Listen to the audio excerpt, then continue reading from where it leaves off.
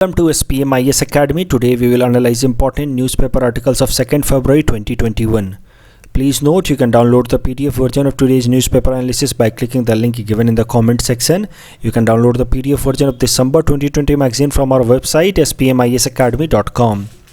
You can also join our WhatsApp group through the link given in the description section for more study materials.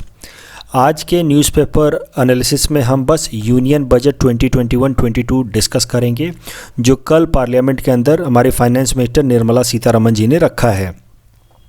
आज के newspaper में कुछ और भी important articles हैं जैसे कि military coup happened in Myanmar या the report of 15th finance commission, लेकिन इन सब को हम कल डिस्कस कर लेंगे। लेकिन आज हम सारा का सारा फोकस बजट पे रखेंगे क्योंकि बजट से डायरेक्टली सवाल हमारे मेंस में भी पूछ लिया जाता है।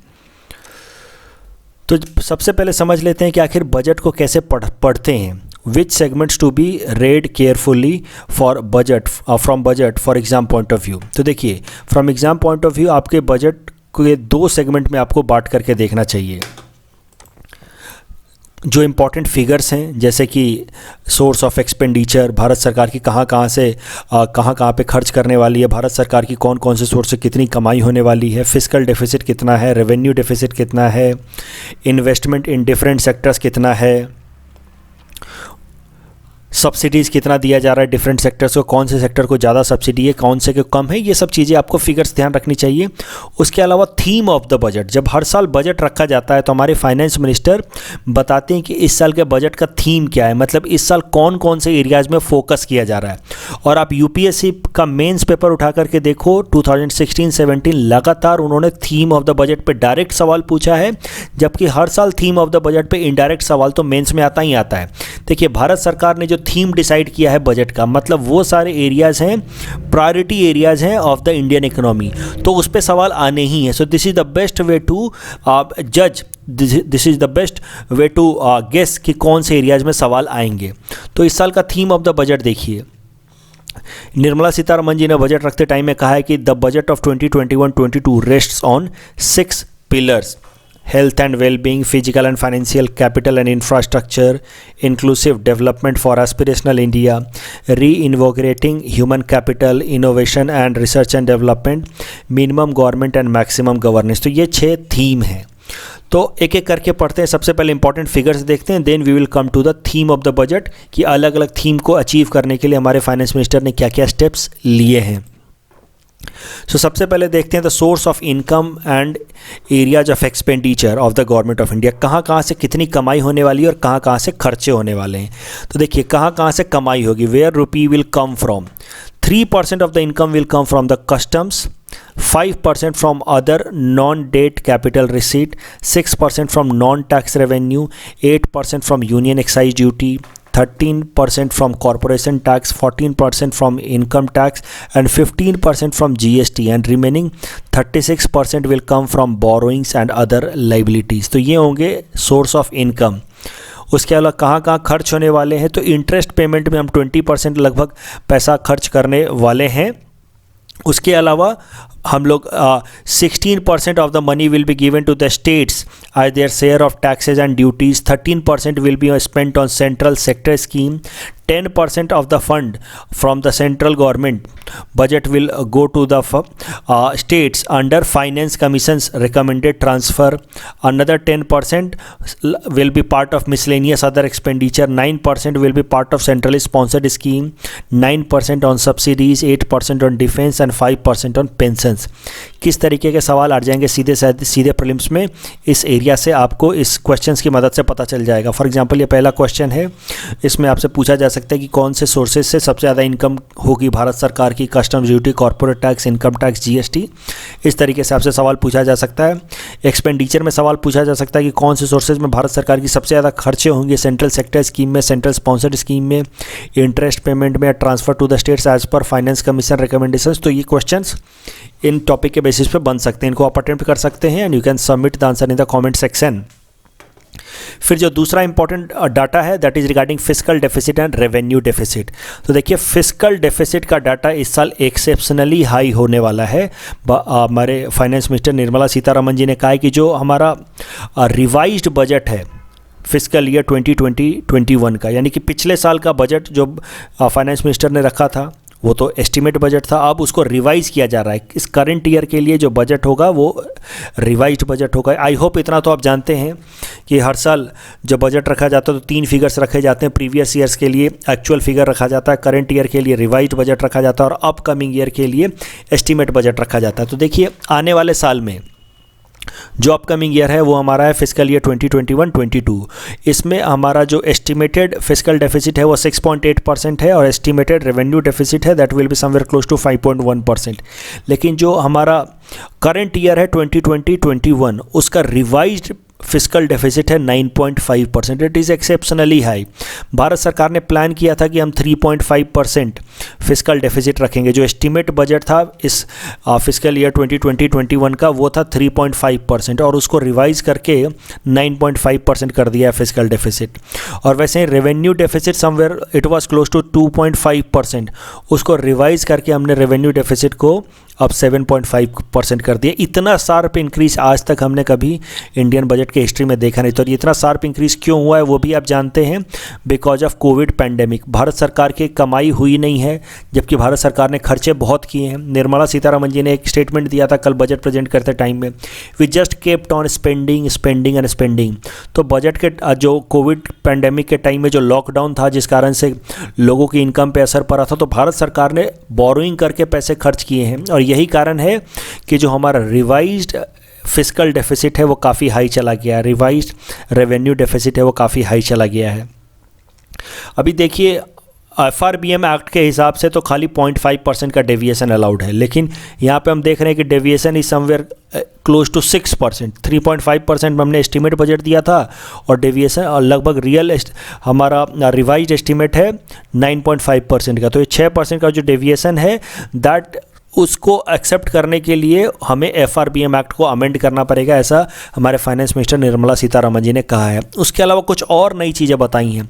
अब बिल्कुल एक नया फिस्कल डेफिसिट का टारगेट सेट कर दिया गया है और वो टारगेट है कि we will achieve a fiscal deficit of 4.5% of the GDP by fiscal year 2025-26। FRBM के हिसाब से आपको तो पता है कि हमें 3% का टारगेट अचीव करना था बाय द फिस्कल ईयर 2020-21। अब पूरी तरह से FRBM को अमेंड किया जाएगा और एक नया फिस्कल ग्लाइड पाथ रखा जाएगा, ऐसा फाइनेंस मिनिस्टर जी ने कहा कि अब नया एक पाथ डिसाइड किया जाएगा फिस्कल डेफिसिट का। क्योंकि कोविड के कारण जो स्लोडाउन आया है उस स्लोडाउन के कारण हमें रिकवर करना है और रिकवर के लिए हमें मैसिव एक्सपेंशनरी पॉलिसी अपनानी होगी और मैसिव एक्सपेंशनरी पॉलिसी जब अपनाएंगे तो अपने आप खर्चे ऊपर जाएंगे। जब खर्चे ऊपर जाएंगे तो फिस्कल डेफिसिट तो ऊपर जाएगा ही जाएगा और आने वाले 4-5 सालों तक हमारा फिस्कल डेफिसिट हायर साइड में रहेगा। Fiscal deficit will be somewhere close to 4.5% by fiscal year 2020-25-26। तो ये नया टारगेट है अब इंडिया का फिस्कल डेफिसिट के रिस्पेक्ट में। उसके अलावा कैपिटल एक्सपेंडिचर काफ़ी ज़्यादा बढ़ा दिया है भारत सरकार ने। देखिए हमारा कैपिटल एक्सपेंडिचर का रिवाइज एस्टिमेट है for fiscal year 2021 that is 4.12 lakh crore और इसको लगभग 34% बढ़ा दिया गया है। And now in this coming fiscal year 21-22 our expenditure will be 5.54 lakh crore. तो देखिए कैपिटल एक्सपेंडिचर अपने आप में एक बहुत बड़ी बात होती है। कैपिटल एक्सपेंडिचर का मतलब है कि भारत सरकार इकोनॉमी के अंदर प्रोडक्टिव इन्वेस्टमेंट कर रही है और ये जो हमारा जो करंट ईयर है उसमें 4.12 लाख करोड़ का हमने कैपिटल एक्सपेंडिचर किया है रिवाइज एस्टिमेट के हिसाब से, जो अपने आप में कहीं ज़्यादा है और उससे और 34% हम इंक्रीज़ कर रहे हैं regarding capital expenditure in the upcoming fiscal year. तो हमारा जो अपकमिंग फिस्कल ईयर के लिए जो एस्टिमेटेड बजट है regarding capital expenditure that is somewhere close to 5.454 lakh crore. It's very high. इतना अभी तक इन्वेस्टमेंट हमने कैपिटल एक्सपेंडिचर साइड में अभी तक कभी नहीं किया था। आप देखिए पिछले कुछ सालों का ग्राफ, हमने लगभग डबल कर दिया है capital expenditure in the fiscal year 21-22। ये हमारा ऑफकोर्स बजट एस्टिमेट है। रिवाइज्ड एस्टिमेट भी काफ़ी ज़्यादा था हमारा फिस्कल ईयर 2021 का, लगभग 4.39 लाख करोड़। उसके अलावा ज़रा ये भी देख लेते हैं कि कौन कौन से एरियाज़ होंगे जहाँ पे मेजरली कैपिटल एक्सपेंडिचर किया जाएगा। तो रोडवेज़ बनाए जाएंगे, कई सारे स्टेट्स में, जैसे कि 3500 किलोमीटर का नेशनल हाईवे बनाया जाएगा तमिलनाडु में। इस तरीके से वो सब तो आपको याद नहीं कर लेंगे। इतना याद रखना कि इस बजट में निर्मला सीतारमन जी अनाउंस किया है कि कैपिटल एक्सपेंडिचर में 1300 kilometre of roadway will be created in Assam with an expenditure of ₹34,000 crore. Deep ocean mission चलाया जाएगा जिसमें लगभग 4000 करोड़ खर्च होंगे। 7 टेक्सटाइल पार्क्स बनाए जाएंगे over a period of 3 years under a scheme जिसका नाम दिया गया है MITRA scheme, mega investment textile park. उसके अलावा रेलवे इंफ्रास्ट्रक्चर को बूस्ट किया जाएगा according to national railway plan of India 2030। इसमें लगभग 1,10,000 करोड़ बजट एलोकेट किया गया रेलवे को, जिसमें से 1,07,000 करोड़ तो अकेला कैपिटल एक्सपेंडिचर होगा। तो ये 5 लाख 5.5 लाख करोड़ में से 1 लाख करोड़ तो सीधा सीधा रेलवे के कैपिटल एक्सपेंडिचर पे खर्च होगा, रेलवे इंफ्रास्ट्रक्चर पे खर्च होगा। उसके अलावा रोडवेज़ पे भी कम से कम 1 लाख करोड़ खर्च होने वाले हैं। ये 2 मेजर एरिया हैं एक्सपेंडिचर के, कैपिटल एक्सपेंडिचर के। उसके अलावा सब्सिडीज़ देखते हैं तो भारत सरकार मेनली 3 तरह की सब्सिडी देती है। फूड पे सब्सिडी देती है, फर्टिलाइज़र पे देती है सब्सिडी, और उसके अलावा LPG एंड किरोसिन पे सब्सिडी देती है। एंड सब्सिडी को लगभग 2.5 टाइम्स इंक्रीज हुई है in the revised estimate of fiscal year 2021। हमने भारत सरकार ने एस्टिमेट लगाया था कि लगभग 2,27,000 करोड़ हम खर्च करेंगे सब्सिडीज़ पे, लेकिन चूंकि इस साल कोविड-19 के कारण जो लॉकडाउन हुआ उस कारण से हमारा फूड सब्सिडी बहुत ज़्यादा बढ़ गया। प्रधानमंत्री गरीब कल्याण योजना चलाना पड़ा, गरीब लोगों को फ्री में बहुत सारा फूड प्रोवाइड कराया गया, और इस कारण से भारत सरकार का एस्टीमेट था कि 2,27,000 करोड़ खर्च होंगे ओवरऑल सब्सिडी में, लेकिन भारत सरकार ने एक्चुअली खर्च कर दिया है लगभग 5.96 lakh crore. This is the revised estimate. Overall अगर सब्सिडी को टेबल फॉर्म में देखें तो देखिए सब्सिडी का ब्रेकअप देखते हैं। 3 तरह की मेनली सब्सिडी प्रोवाइड की जाती है, food subsidy, fertiliser subsidy and petroleum subsidy. Food subsidy का एस्टिमेटेड बजट था जब 1,15,000 करोड़, जबकि रिवाइज्ड एस्टिमेट हो गया है for the fiscal year 2021 4,22,000 crore. आने वाले साल में जो हमारा फिस्कल ईयर है अपकमिंग ईयर, उसमें एस्टिमेटेड बजट है लगभग 2,42,000 करोड़ का फूड सब्सिडी पे हम खर्च करेंगे। उसके अलावा फर्टिलाइजर सब्सिडी पे हमारा एक्सपेक्टेड एस्टिमेटेड बजट था 71,000 करोड़, जबकि हमने एक्चुअल में खर्च कर दिया 1,33,000 crore. That is our revised estimate for the fiscal year 2021 on fertiliser. आने वाले साल में again it is expected that government of India will expend somewhere close to 79,500 crore on fertiliser subsidy. Petroleum products पे हमारा एस्टिमेटेड बजट था 39,000 crore. Petroleum products में हम बस 2 ही प्रोडक्ट पे LPG और केरोसिन पे सब्सिडी देते हैं, उस पे हमारा एस्टिमेटेड बजट था 39,000 करोड़ का, लेकिन भारत सरकार ने खर्च किया है लगभग 40,000 crore. That is our revised estimate on in fiscal year 2021 on LPG and kerosene. आने वाले साल में LPG और केरोसिन पे सब्सिडी बहुत ज़्यादा कट डाउन होने वाली है and it will be only about 14,000 crore will be spend on petroleum products like LPG and kerosene, उनके सब्सिडी पे। तो ये है सब्सिडी का ब्रेकअप। सब्सिडी के ब्रेकअप पे भी आपसे सवाल पूछा जा सकता है इस तरीके का कि arrange the following in subsidies provided by the government in decreasing order.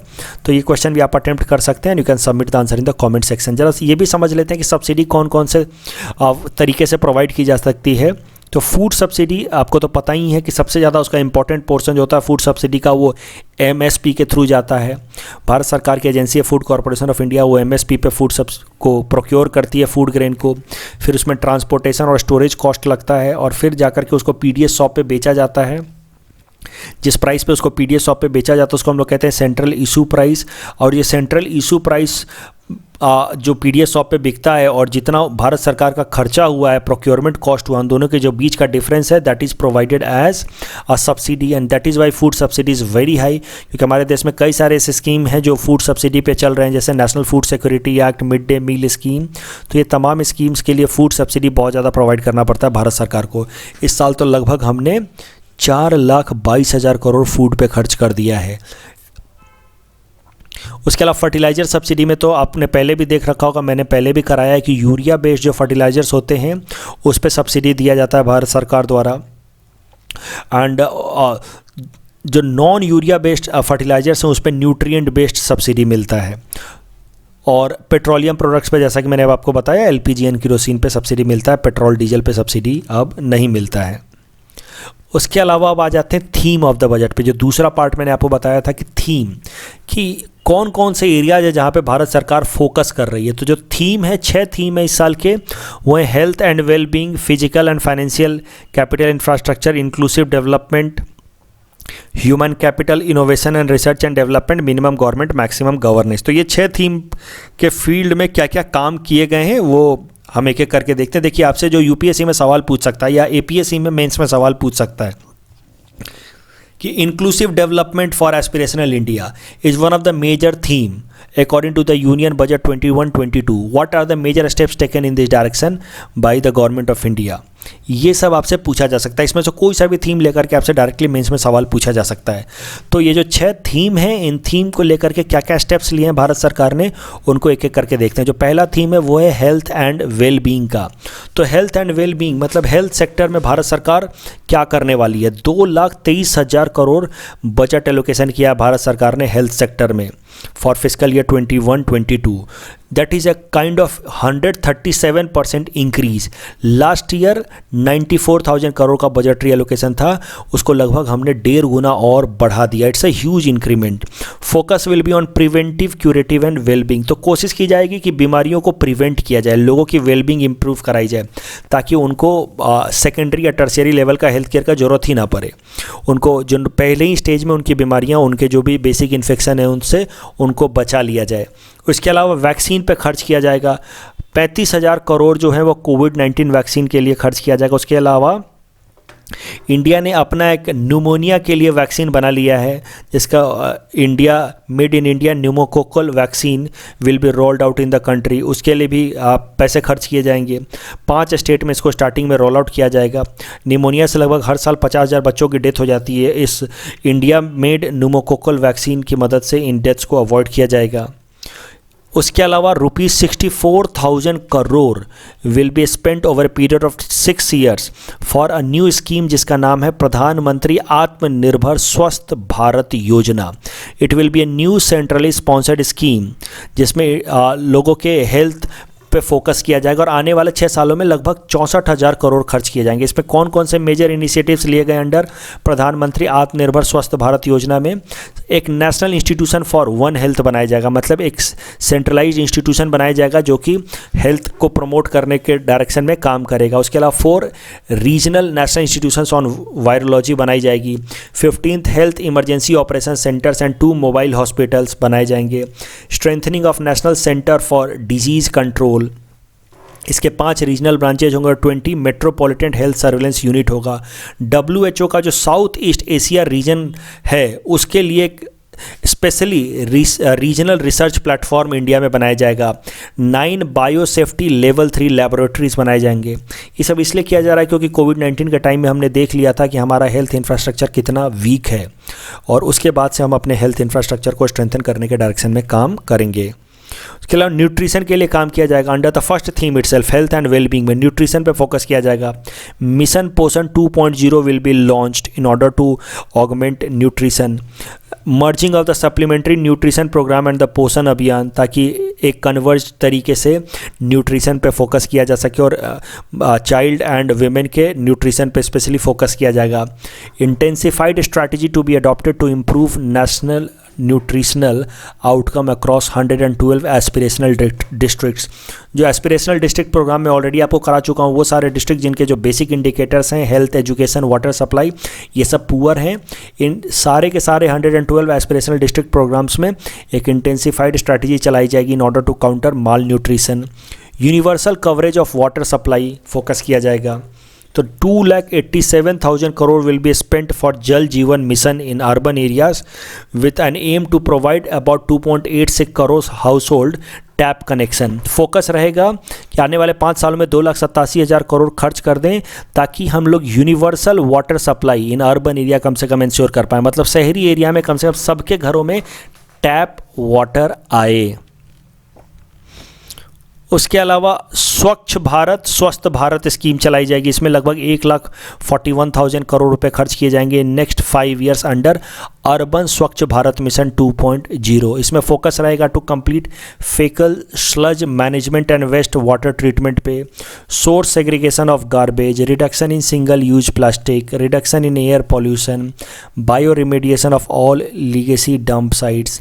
उसके अलावा क्लीन एयर प्रोग्राम चलाया जाएगा। इस पर लगभग 2217 करोड़ खर्च किए जाएंगे। Specially focus will be on 42 urban centre जहां पे 1 मिलियन से ज़्यादा पॉपुलेशन है। स्क्रैपिंग पॉलिसी लाई जाएगी, तो 20 साल से पुरानी जो पर्सनल व्हीकल्स होगी उन सबको स्क्रैप किया जाएगा। मतलब 20 साल से पुरानी आप पर्सनल व्हीकल नहीं चला सकते और 15 साल से पुरानी आप कॉमर्शियल व्हीकल नहीं चला सकते according to this new scrapping policy. तभी जा करके एयर पॉल्यूशन को कंट्रोल किया जा सकेगा। लोगों को इनकरेज किया जाएगा कि वो इससे पहले ही अगर उनकी व्हीकल अनफिट हो गई है तो उसको स्क्रैप करा दें। उसके लिए उनको उनके पुराने व्हीकल पे कुछ रीपर्चेज वैल्यू इंश्योर कराने के लिए कुछ पॉलिसी लाएगी भारत सरकार, लेकिन ये क्या एग्जैक्टली करेगी अभी डिटेल में नहीं बताया है। अब दूसरा जो थीम है that is physical and financial capital and infrastructure. इसमें क्या क्या इनिशिएटिव्स लिए हैं, तो प्रोडक्शन लिंक्ड इंसेंटिव स्कीम लेकर के आई है। इसमें लगभग 1,97,000 करोड़ खर्च करेंगे next 5 year and focus will be on 13 sectors. In 13 sectors को ग्लोबल चैंपियन बनाया जाएगा। मतलब इन 13 सेक्टर्स को इतना स्ट्रॉन्ग बनाया जाएगा कि ये ग्लोबल एक्सपोर्टर बन जाए India in these 13 sectors. That is the objective of this production linked incentive scheme. And उसके अलावा focus will be on providing youth a job to youths and making these 13 sectors more competitive, making or strengthening their supply chain। ये सब चीज़ें होंगी। उसके अलावा textile sector में तो मैं आपको पहले ही बता चुका हूँ कि मित्रा स्कीम लाया जा रहा है जिसके अंदर 7 टेक्सटाइल पार्क्स बनाए जाएंगे, मेगा टेक्सटाइल्स पार्क बनाए जाएंगे नेक्स्ट 3 ईयर्स, ताकि हमारी जो टेक्सटाइल इंडस्ट्री है उसको कॉम्पिटिटिव बनाया जा सके। इसमें इन्वेस्टमेंट लाया जाए, इसके अंदर टेक्नोलॉजी इंप्रूवमेंट लाया जाए, ताकि जो कंट्रीज़ हैं वियतनाम और बांग्लादेश जैसे कंट्री जो टेक्सटाइल सेक्टर में इंडिया से आगे निकल रहे हैं, इनको कम्पीट किया जा सके, इनके अगेंस्ट कम्पीट किया जा सके इन इंटरनेशनल मार्केट। उसके अलावा इंफ्रास्ट्रक्चर में नेशनल इंफ्रास्ट्रक्चर पाइपलाइन प्रोजेक्ट जिसमें 1,10,000 करोड़ खर्च अभी तक भारत सरकार कर चुकी है, और भी ज़्यादा और भी कई सारे प्रोजेक्ट्स इसमें लाए जाएंगे। लगभग 217 प्रोजेक्ट्स हैं इंफ्रास्ट्रक्चर के जिसमें 1,10,000 करोड़ खर्च कर चुकी है भारत सरकार। अब भारत सरकार ने कहा कि आने वाले टाइम में हम लगभग 7,000 से भी ज़्यादा प्रोजेक्ट लाएंगे under national infrastructure pipeline project. Infrastructure को फाइनेंस कराने के लिए एक डेवलपमेंटल फाइनेंशियल इंस्टीट्यूशन सेटअप किया जाएगा जिसमें लगभग 20,000 करोड़ का इनिशियल कैपिटल लगाएगी भारत सरकार। And over a period of time इस developmental financial institution for the purpose of infrastructure development, इसकी ओवरऑल लेंडिंग पोर्टफोलियो लगभग 5 लाख करोड़ तक की बनाई जाएगी इन कमिंग 5 ईयर। तो ये बात समझिए, ये बहुत इंपॉर्टेंट न्यूज़ है।